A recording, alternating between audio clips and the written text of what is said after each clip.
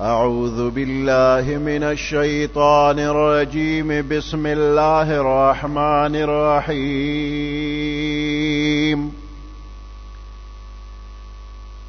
ألف لام ميم. ذلك الكتاب لا ريب فيه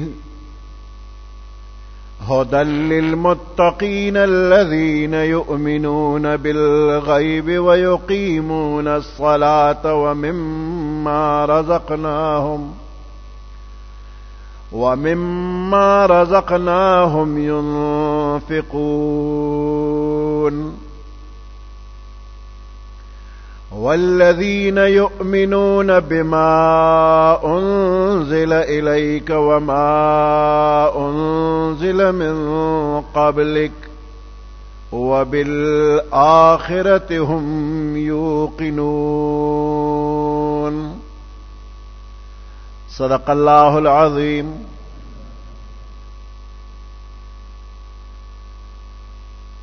الف لام میم. خدای عالم دے پمانا د دې حروفو په مراد خپل باندې د دې نه د الله څه مراد دی نو په دې الله عالم دی. ذالک الکتاب دا هغه عظیم الشان کتاب دی لا ریب فیه چې د دې په حقانیت کې هیڅ شک شبه نشتا. من جانب الله کې دو کې هیڅ شک شبه نشتا. هدى للمتقین ہدایت تے د متقیانو د پارا یا ہدایت کون کې دے متقیانو د پارا. ہدایت مانا لار خودنا نو لار خودن کے دے دا کتاب چاہتا لار خودن کے دے متقین للمتقین متقیان ہوتا متقیان دا اللہ نے یرید ان کی.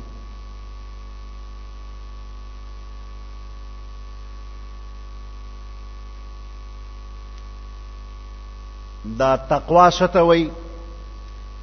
پا متقین لفظ کے تقوا دا نو تقوا پا لغت کے ځان ساتلو تا ویلی شي او د شریعت په جبه کې د هر هغه څیز نه ځان بچ کېدلو ته وایي کوم څیز چې د آخرت په لحاظ باندې نقصانی وي که عقیده وی که اخلاق وی که اقوال وی که افعال وی که احوال وی. کم سیز چې د آخرت د پاره ضرری او نقصانی وی د هغه سیز نه ځان بچ کېدلو ته تقوا وی. دې کې یو سوال دا دی چې متقیانو ته خو مخکې نه هدایت حاصل لی نو د دوی په باره کې چې دا کتاب هدایت کون کې دی نو د هدایت ورته څه ضرورت پاتې شو؟ هغوی ته خو مخکې نه هدایت شوی دی.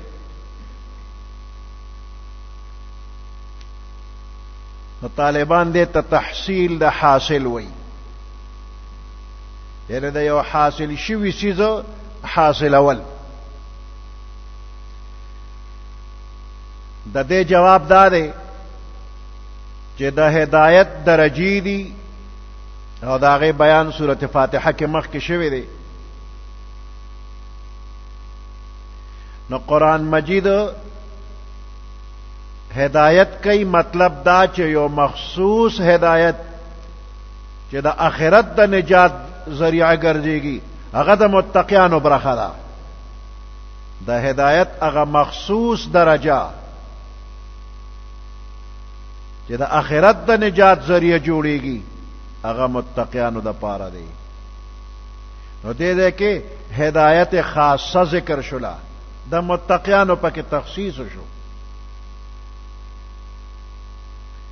دارنګ د تقوا مختلفه درجې دي. یو ادنا درجه د تقوا دا چې بنده د شرک او د کفر نه توبهګار شي او په اسلام کې داخل شي، گناهونه کوي یا نه کوي، د ګناه نه پرهیز کوي یا نه کوي، خو د شرک او کفر نه ځان بچ کو اسلام کې داخل شو، دا ادنا درجه د تقوا ده. نو د همیشه عذاب نه دی بچ شو. دویمه درجه د تقوا ده چې انسان خپل ځان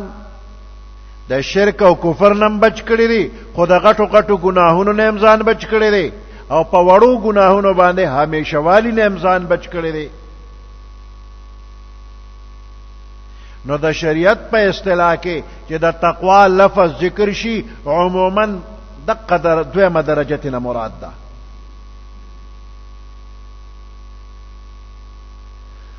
حضرت عمر رضی الله تعالی عنہ د حضرت ابی ابن کعب رضی الله تعالی عنہ نه د تقوا د حقیقت تپوس کړی دی.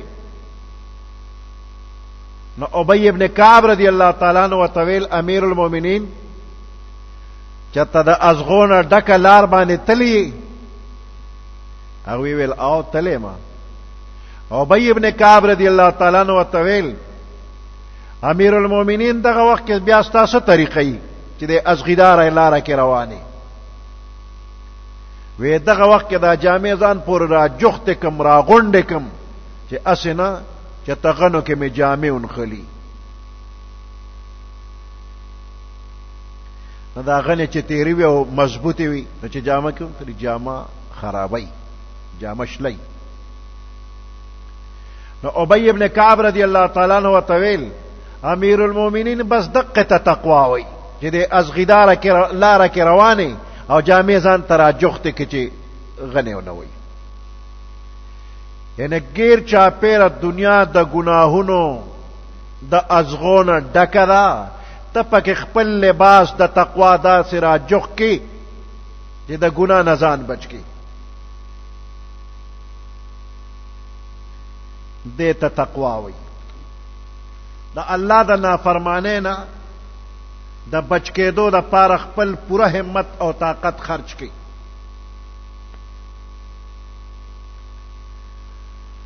مولانا محمد ادریس کاندهلوی رحمت الله علیه هغه وی تقوا څه وی وی په کوم ځای کې چې الله درته د حاضرېدو حکم کړی دی هغه ځای کې غیر حاضر نشي، او کوم ځای نه چې الله منع کړی چې دغلته مو ورځه هغه ځای کې د حاضریونه لګيږي دې ته تقوا وی. نو دریمه درجه د تقوا ده چې بندا د خپل زړه د هر هغه سیز نه محفوظ کی چې هغه سیز د انسان د الله نه غافل کوي.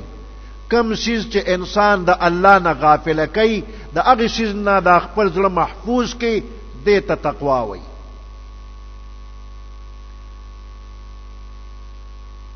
دا درې درجې شولې. اوس دې کې هدل للمتقین مطلب دا شو چې کم خلق د تقوا په اوله درجه باندې دي شرک او کفر نه ځان بچ کړي دي، نو د دې نورو درجو د رسایې د پاره دا کتاب هغه د پاره هدایت دی چې دا خو یو ادنا درجه د هدایت یو ادنا درجه د تقوا هغه شتره. نو دا قران دی متقی ته مخکې تر د ترقه لار خی چې په دې تقوا کې به نور څنګه مخکې شي. هدایت و تقید تقوا هدل للمتقین.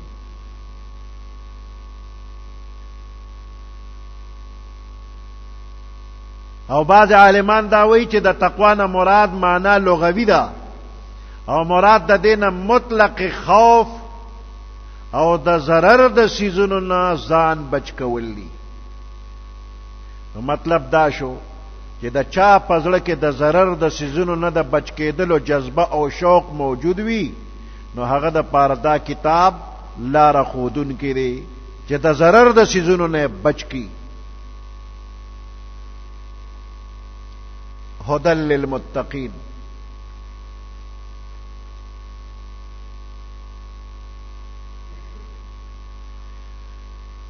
اوس دې کې خدای پاک او فرمایل چې هدى للمتقین، دا کتاب ہدایت کون کے دے متقیانو دا پارا. او پدے سورت بقرہ کے 185 نمبر آیات کے اللہ فرمائی شہر رمضان الذي انزل فيه القرآن، دا رمضان میاش اغا مبارک میاش دا چی دے کہ قرآن نازل شوی دے. قرآن سنگ کتاب دے هدى للناس وبينات من الهدى والفرقان. نو دی آیات کے اللہ فرمائی کہ دا قرآن هدى للناس دا طول خلق دا پارا ہدایت کو ان کی دی.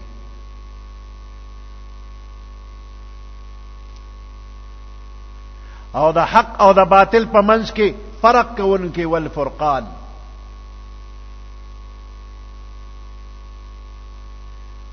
نو دا سورت بقرہ اول کے اللہ فرمائی هدى للمتقین، بس یوازی دا متقیانو دا پارا ہدایت کے ان کی دی. اور دے سورت بقرہ کے هدى للناس دا طول خلق دا پارا ہدایت کے ان کی دی. نو دی دو آیاتونو کے بظاہر تعارض کاری. نو دا دے جواب دا دے کہ پا عربی جبہ کی دا ہدایت دو معنی دی، یو ایصال الی المطلوب اور دویم اراءۃ الطریق.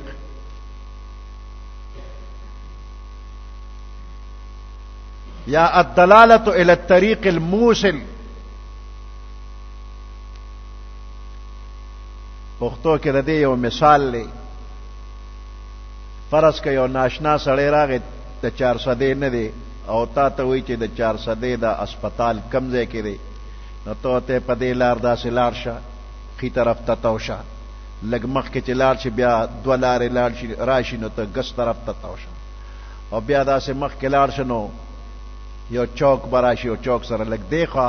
چې وګورې نو د 400 اسپیټال دی. دې ته وی اراءۃ الطریق،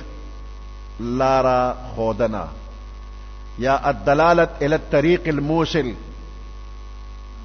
رہنمائی کول دا اغلار چا غلار رسول کی منزل مقصود تا.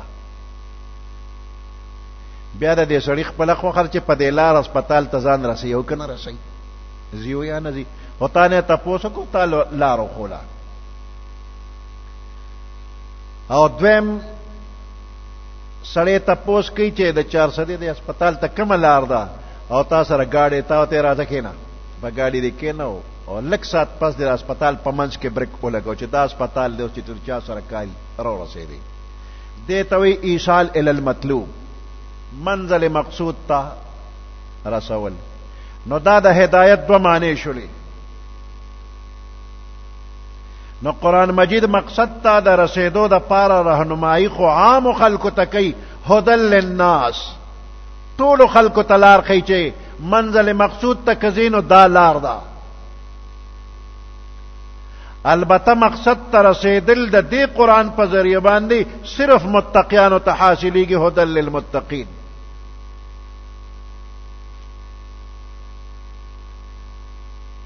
نو هدى للناس دا معنی شو چې دا قرآن رہنمائی کئی، او هدى للمتقین دا معنی شو چې متقیانو لره مقصد ترسی.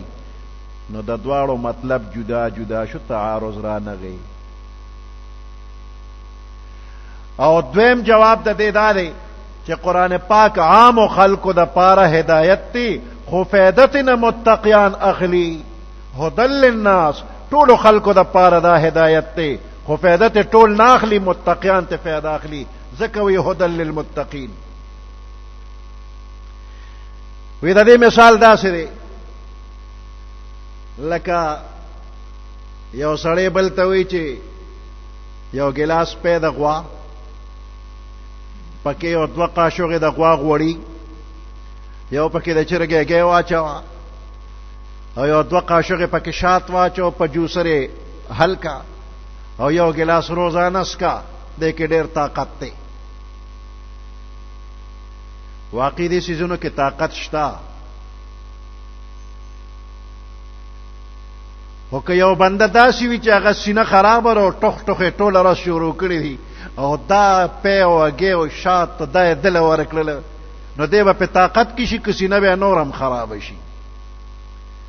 نو دا خوراک چې دی دا خو د طاقت دی خو چې کم بدن سمي نو هغه له طاقت ورکوي چې کم بدن سم نه دی نو هغه له طاقت نه ورکوي. نو قرآن هدل للناس دی خو فایده هغه چاله ورکوي چې چا کې صلاحیت وي متقي وي نو هغه ترې نه فایده اخلي.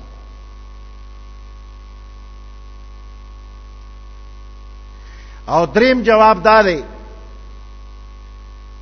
چې یو عزتمن انسان وي نو دا عرب ورته وایي اعزك الله واکرمك، الله دې عزتمن کا.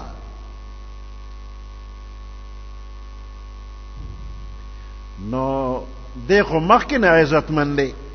نو دی ورته بیا څه وایي چې عزتمن شي. د دې دا مطلب دی چې دا مخکې نه کوم عزت الله درکړي دا عزت ته خدای نورم زیات کا. نو هدل للمتقین دا معنا شولا چې دا قرآن مجید سبب دی د زیادت د هغه تقوا چې مخکې نه د متقیانو ته حاصل دی. دا تقوا خو متقی ته مخکې نه حاصله ده خدا قرآن ولا دا تقوا نورم زیاتی سبب د زیادت دی.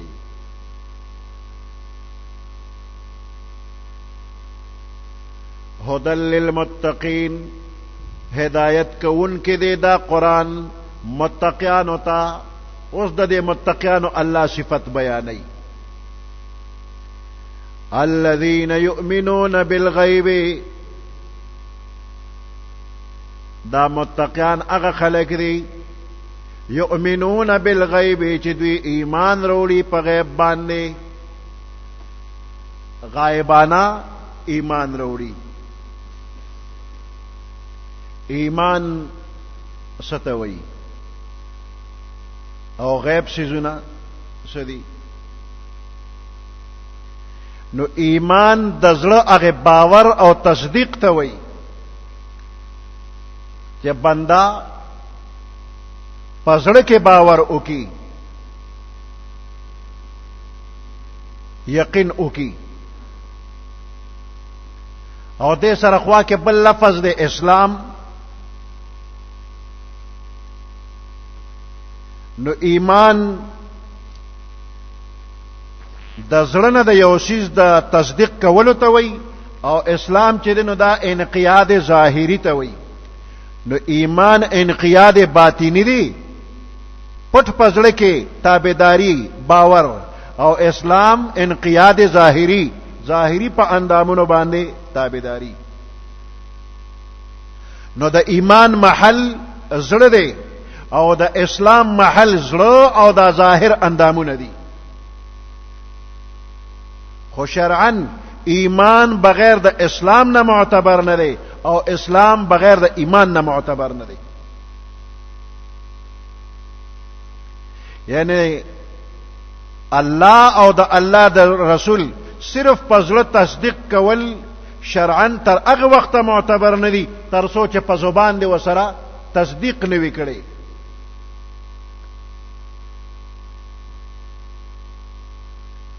او په زبان باندې تصدیق کول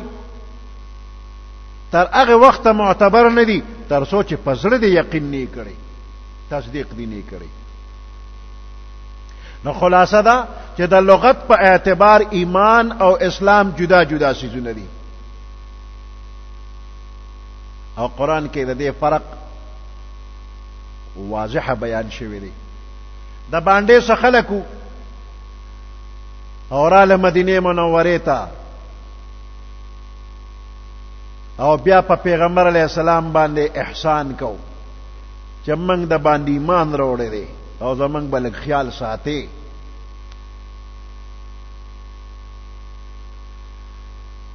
نو الله پاک فرمای قالت الاعراب آمنا قل لم تؤمنوا ولكن قولوا اسلمنا ولما يدخل الايمان في قلوبكم قالت الاعراب باندې سیانو ویل آمنا من ایمان راوړی دی.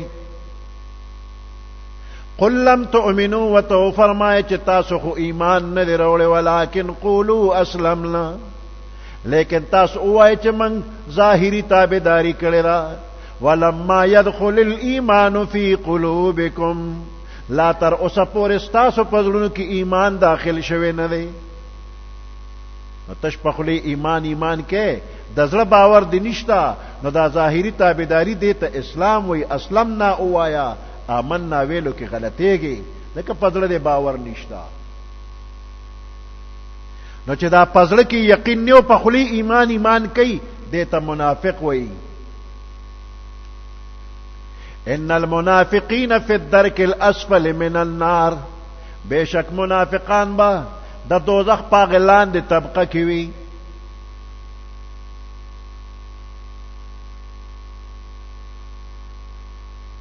تش په خلی چې ایمان وي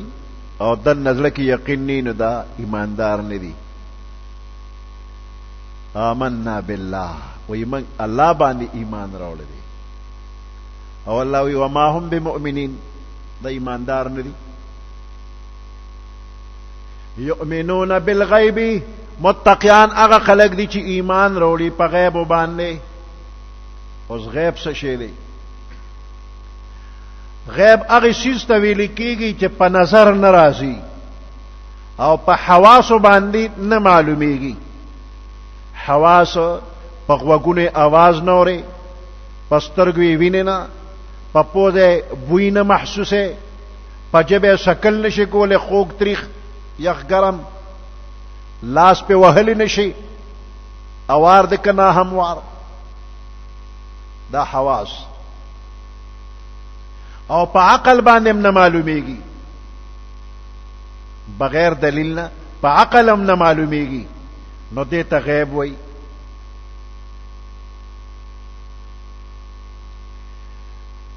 نو جنت او دوزخ هم نم لیدلې دي او نم په غوږو باندې د جنت دوزخ आवाज اورېدلې دي او نه په سترګو نه په پوزه نه په غوږو نه په لاس خو جنت دوزخ نه یو خبرته. قبر کې ثواب دی او که عذاب دی نم دی لیدلې سو. خو الله او د الله رسول خبر را کړی دی چې قبر کې عذاب مشتا، قبر کې ثواب مشتا، د قیامت ورځ ته پس د مرګ جمدون مشتا، جزا او سزا مشتا، پولیس رات مشتا، جنت مشتا او دوزخ مشتا. او بیا دغه صفاتونه الله او رسول بیان کړی دي. نو موږ لیدلی نه دي خو په دې باندې ایمان راوړی دی، یقین هم کړی چې خدای او رسول رښتیا وایي چې دا ټول ارزښت دیتا ایمان بالغیب وی. ایمان بالغیب دا مطلب چې کم سيزونه په عقل یا په حواس څنګه معلومیږي او موږ په یقین کوو، نو چې الله او رسول الله ته کوم خبرې کړې دي او هغه په عقل او په حواس نه معلومیږي، ابا داسې منو لکه چې په خپل سترګو لیدلې دي. حضرت علی رضی الله تعالی عنہ فرمایي کله د عالم غیب نه الله ټول پردې لري کی او دا جنت او دوزخ ما تخکاره شي په خپل سترګو وینم، زما ایمان کې به زیادت را نشي، ځکه بغیر لیدلو ما داسې مضبوط منل کړی دي چې په خپل سترګو وینم نو زیات خو به نشي. دا ارسه ما داسې منلې دي لکه چې په خپل سترګو مې لیدلې دي، لکه په سترګو وینم نو څه چلو شو، زیادت برا نشي. نو کم سيزونه چې پیغمبر علیہ السلام موږ ته د دین په باره کې اجمالاً وروړي هغه اجمالاً منو، او کم چې تفصیلاً راته ویلي دا به تفصیلاً منو.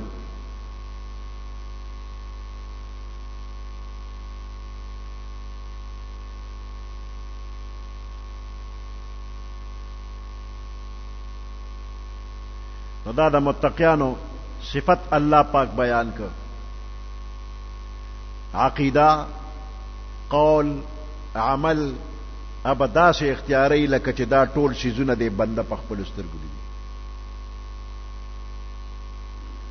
او کدا شیزونه چې په خپل سترګو ولیدل او وې منل نو دیتا ایمان بالغیب نه وي دیتا ایمان بالمشاهده وي او ایمان بالمشاهده معتبر نه دی د ځنکدن وخت خو بنده دا فرشتي وویني نو دغه وخت خو دې خامخا مني خو چې مخکې نی منلې نو دغه وخت دا منل معتبر نه دی د قبر ته چې بنده ورسیږي نو دې دا فرشتي وویني او تپوس پختنه موري نو دغه ځکه خو دې منی چې او منکر نکیر را لو مانه دا تپوس او دا منل معتبر نه دی دا چې په دنیا کې تو منه چې او منکر نکیر را دی او تپوس کوي په پولیس رات باندې تیر شولې او دې منله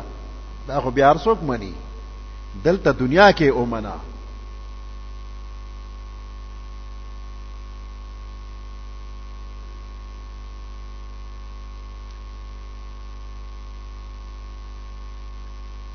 یؤمنون بالغیب دوی ایمان وروړي په غیب باندې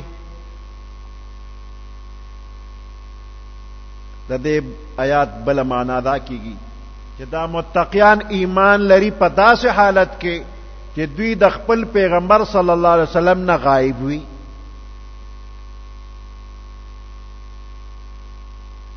او د پیغمبر علیه السلام د نبوت د معجزاتو مشاهده په خپل نی کړي او دې بیا منل کوي یؤمنون بالغیب ابو بکر صدیق رضی اللہ تعالی عنہ شب معراج کی چې پیغمبر علیہ السلام د بیت الله نه بیت المقدس پورې سفر کړی دی پزمکا او بیا د بیت المقدس نه اسمانونو ته تشریف وړی دی د اسمانونو نه برا کم ځای پورې چې الله غسل الته رسول دی او واپس بیا راغلی جنت او دوزخ هم لیدلی دي نو په سباله پیغمبر علیہ السلام د شب معراج بیان وکړ چې بیګاش پکې ما داسې داسې شیزونه ولیدل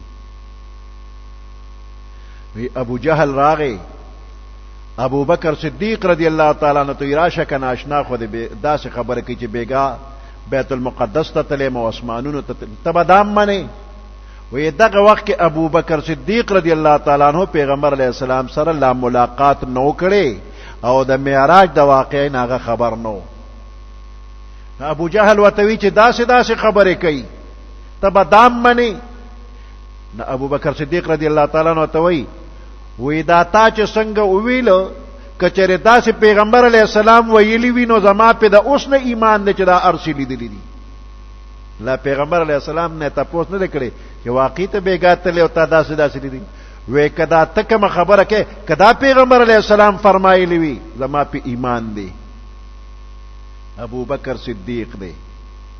یؤمنون بالغیب له پیغمبر علیہ السلام لیدل نه ده خو تصدیق وکړو یو صحابی د پیغمبر علیہ السلام علیہ السلام یو اوخ یا اوخ واغشتله یو سړینا خبر او شولا په دومره پیسې راکا په دومره پیسې می واغشت هغه در میکو ایجاب قبول شو خدغه وخت نقد پیسې پیغمبر علیہ السلام سره نه وینا سړی ته ما سره راځي چې پیسې درکم ناغه سړی را روان دی پیغمبر علیہ السلام ته نمخ کې دی او دې کې بل سوکرال او دې سړی ته وایي چې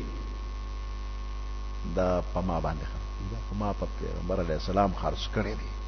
وی موږ بزیاتې پیسې درکو نو ناګانه سړی پیغمبر علیہ السلام ته आवाज کوي چې دا اوخ اخلیو کناخله چې په بل چا خرڅ کم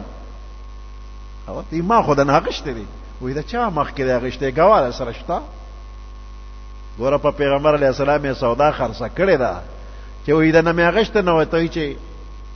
غواړه سره شتا دا چا مخ کې غشته دی ناغه وخت کې خصوص نو چې پیغمبر علیہ السلام اغشتل کول نو صحابه کرام یې ولید په مال به سوق غویو کې دا سړی وی چې غوا صحابي وته صاحب زګوي کوم نو پیغمبر علیہ السلام ورته وی چې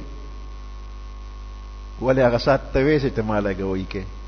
نا ورته وی ته موږ له د اسمان خبر راوړې پس مکه باندې موږ له د اسمانونو خبر راکې موږ هغه منو موږ خو اسمانونو کې تاسو سره نه یو ان موږ هغه لیدلې دي او د اسمانونو خبره چې ښکته تروړې زمکه کې موږ ته بیان کې موږ یې منو نو که د زمکه خبره ته وکړي چې اوخ ما غشتن ولې زه نه منم داسې منم لکه چې ما په خپلو سترګو لیدل چې تا زما مخکې واغشت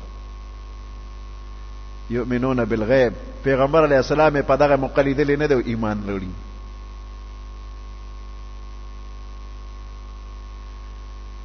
نو پدې کې فضیلت د هغه خلکو راځي چې د پیغمبر علیه السلام نه وروسته پیدا شوي دي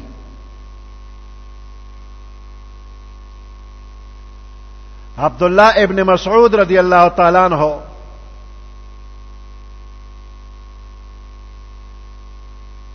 حارث ابن قیس رضی اللہ تعالی عنہ صحابی نه دی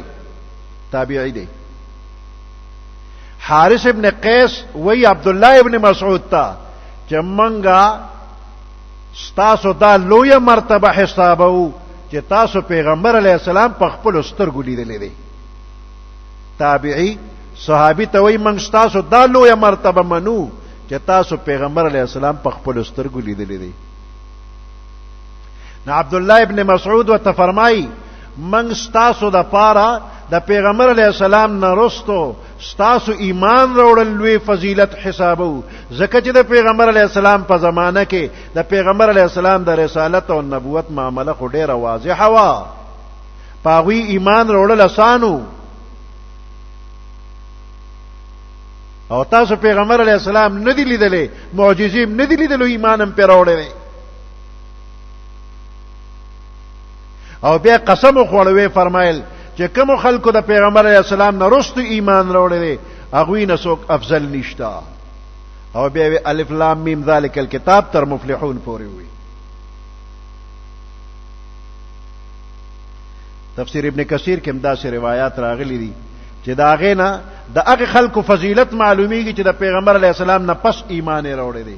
نو دا فضیلت یو جزوی فضیلت تے کامل او کلی فضیلت بہر حال صحابہ کرام ته حاصل لی چې په خپل سترګې پیغمبر علیه السلام لیدلی او دا معنی هم دا چې د الله نه یریدون کې متقیان په غیب باندې ایمان وروړي یعنی که د مؤمنانو نه شا شاوي نو هم داسې ایمان لري لکه چې مؤمنانو سره مخامخ ایمان لري او د منافقانو په شان نه دي چې د مؤمنانو په مخ کې وایي چې آمنا ایمان هم راوړی دی خو چې مؤمنانو نه اړخته شي نو بیا د کفر اظهار کوي وإذا لقوا الذين آمنوا قالوا آمنا وإذا خلوا إلى شياطينهم قالوا إنا معكم إنما نحن مستهزئون نو د مؤمنانو حال دا دی که دوی د پیغمبر علیه السلام سره یو ځای وي هم مؤمنان او که د پیغمبر علیه السلام او د مؤمنانو نه غایب وي نو هم مؤمنان او د غیب یو معنا زړه قلب وی دا ځکه چې زړه پټ دی نو بیا به معنا دا شي چې مؤمنان متقیان ایمان او یقین لري په زړه باندې د زړه نه ایمان لري د منافقانو په شان نه دي چې تش په خولې ایمان یقولون بافواههم ما ليس في قلوبهم بهر حال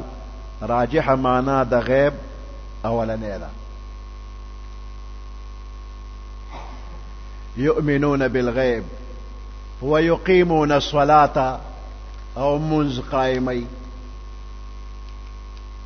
منز قائمی دا د متقیانو بل صفت دی دا سنوی چې یفعلون الصلاة منزونه کوي یصلون الصلاة هوی ويقيمون الصلاة منزونه قائمی د مانزه چې کوم فرائض واجبات سنت مستحبات دي دا هغه پورا لحاظ ساتي د بدن پاکواله، د جامې پاکواله، د ځای پاکواله او نور ضروری آداب داغه خیال ساتي او دې سره باطنی خشوع او خضوع او ټول بدن اندامونه الله ته متوجه کول، دې ته اقامت الصلاة وای. او برابر منځونه کول، دا نه چې یو منځ کوي او بل نه کوي.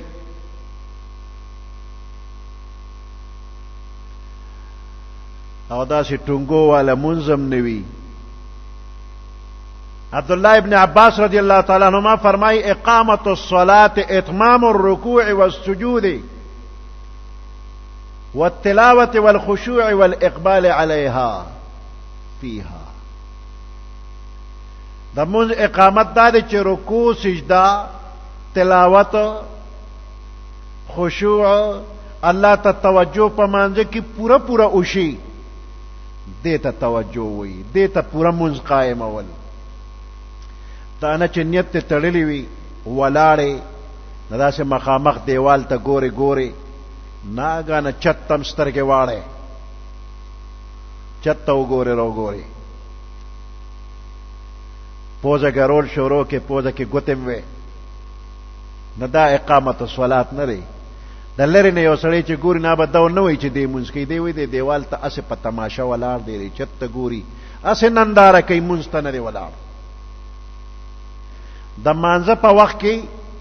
الله دې بنده ته متوجي وي، ټول رحمتونه د ته متوجي کړي وي، خو چې کله د توجه بل رخته ووړي الله د خپل د رحمت توجه واړي. چشم من در چشم تو، چشمان تو جائے دیگر، من تماشایے تو کردم تو تماشایے دیگر. بنده وي زه تا ته ګورم نو ته بل چا ته ګورې، یا بنده ته ما ته متوجه نه، من تماشایے تو کردم تو تماشایے دیگر، ته د بل چا په تماشا شولې. نو په مانځه کې پوره توجه چې کې نو دې ته اقامت الصلاة وایي.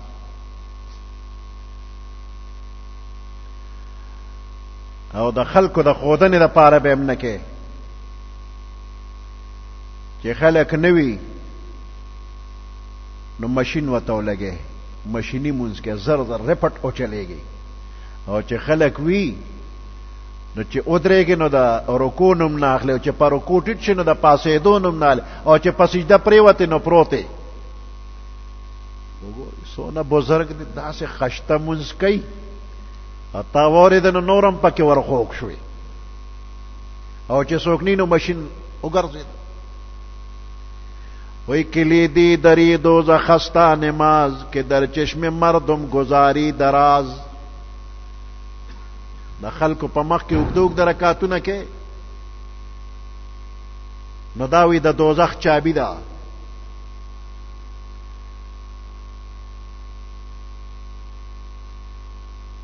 نو منځ به کې او همیشه به کې پوره د هر یو څیز به خیال ساتي،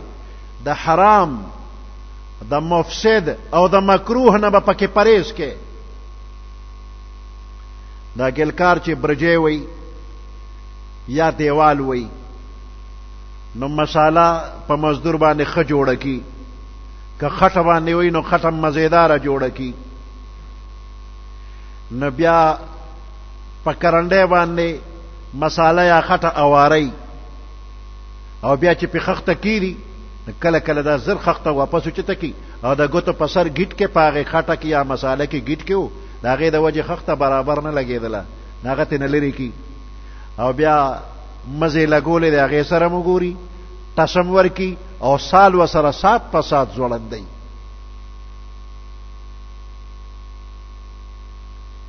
نو دا په سال باندې چې دې کم دیوال یا برجې وي نو دا کدی اسمانه پورې خېجې نو یو شان نیغي، او که سال وسره ني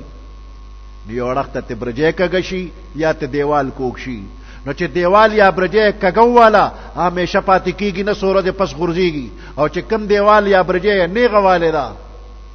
ا مضبوطی زر نه غورځيږي. دا اولی خخت نه دې سال لګول شوري کې پزما کچ کې مې خخت ولګې دي د اق زین دې سال شروع کی نو په سال روان دی نو دې ته اقامت وای نو د شریعت په کرنډه باندې با مساله اواره کده مکروه یا د مفسد گیټ کې پکې نه بته وباسي مساله باندې ډیره نرم وي او نه ډیره سخت وي او خخته به دمخي وي نو بیا به دیوال ټیکی او کویخ کې لومبه خخته د کګاو لګولا نو دیوال اسمانه پورې وخی جوانو کوګ وي خشت اول چون حد معمار کج تاسو ریا میرا و دیوار کج چې نیت اول نه خرابونو د مثبت تر اخره پورې ټول دیوار کج کوګ وي حضرت عمر رضی اللہ تعالی عنہ په خپل دور حکومت کې گورنرانو ته چې به خط لېګو نو ورته به د مانزه حکم کو چې د مانزه به ډېر خیال ساتي او خط کې به ورته لیکل من حفظها وحافظ عليها حفظ دينه ومن ضيعها فهو لما سواها اضيع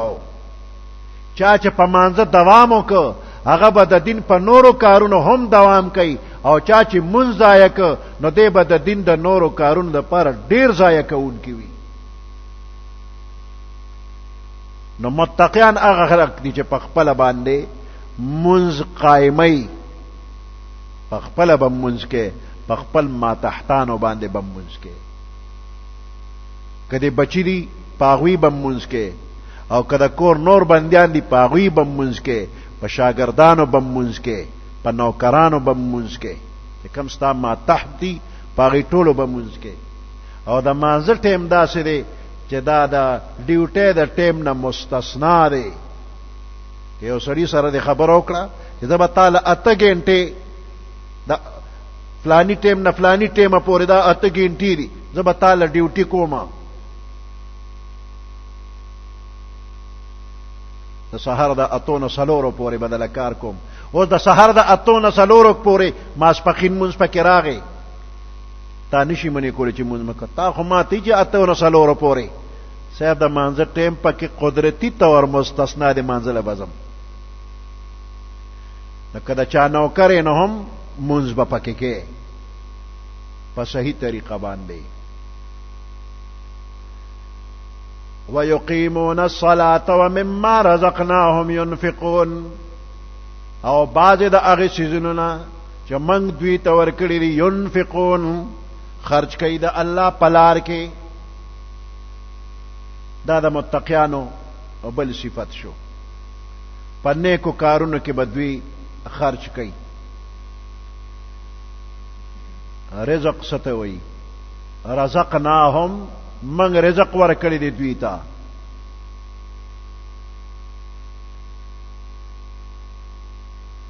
وتجعلون رزقكم انكم تكذبون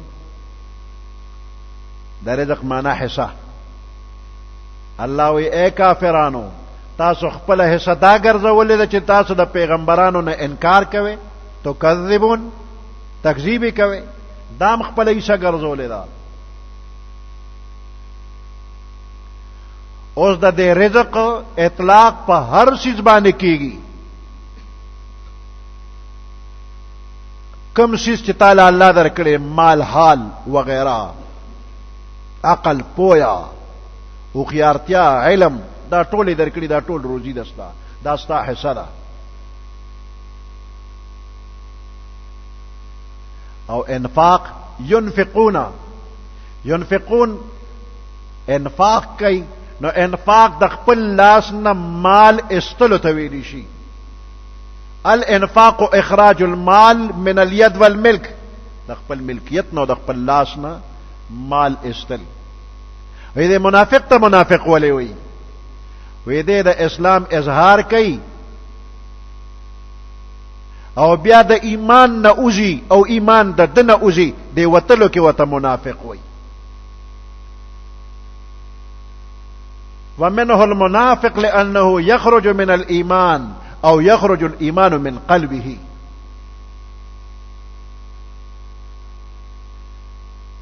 ده انفاق نسو مراد دی بعضی وایي چې فرض زکات ته نه مراد دی او بعضی وایي چې په دې خپل بچو باندې کم خرج کړي نو دې تم انفاق وایي ابو هريره رضی الله تعالی عنہ فرمایي و یو هغه دینار دی چې ته د الله په لار کې خرج کړي او بل هغه دینار دی چې یو انسان د آزادولو د پاره خرج کړي او بل هغه دینار چې ته په خپل اهل باندې خرج کړي نو دا روایت په اخر کې وایي اعظمها اجرا الذي انفقته على اهلك پدې کې د ټولو نه ډیر لوی اجر په هغه دینار کې دی چې ته په خپل اهل باندې خرج کړي او بعض علما فرمایي چې د انفاق نه مراد نفلی صدقات دي